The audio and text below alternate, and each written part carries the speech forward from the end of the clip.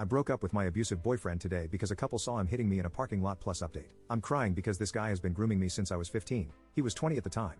I was blind and traveled to live with him at 19 because I was so in love. He beat me for the smallest things, he hits me, he shouts at me, he just touches me and is sweet when he wants to do the nasties. He hit me during my pregnancy and I sat down on the toilet for hours thinking I'd miscarry. We ended up having an abortion 2 weeks later and had to say goodbye to my beautiful baby at 7 weeks. He tells me that this is all action-reaction, that I drive him mental and that is his reaction to it. I am now 22 female, and him almost 27 male. We were on vacation today and a couple saw him kicking me with shoes on in the middle of a parking lot. The woman shouted if I was okay and the men ran to my boyfriend asking if he wants his butt beat. When the woman said, "Do you want my man to beat your butt?" It all changed. This is the kind of man I want, to help other people. Why does my man do the opposite and hits his girlfriend? I'm happy because it opened my eyes. I'm sad because this man was my whole life and I don't know how to live alone 5,000 kilometers away from my family.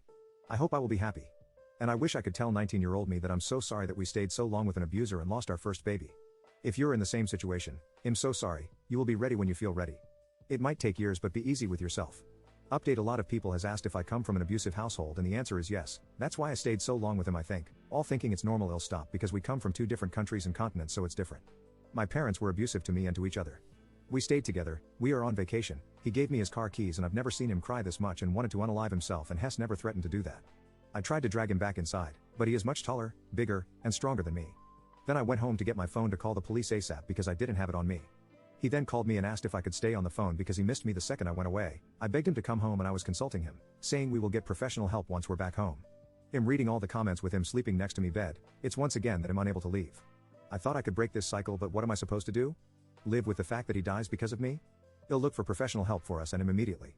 And I am so disappointed in myself. For once I stood up for myself and was strong enough to leave. Now I'm all the way back to zero. The littlest argument we will have after this will end up in me leaving. I hope he will be in the right mind then.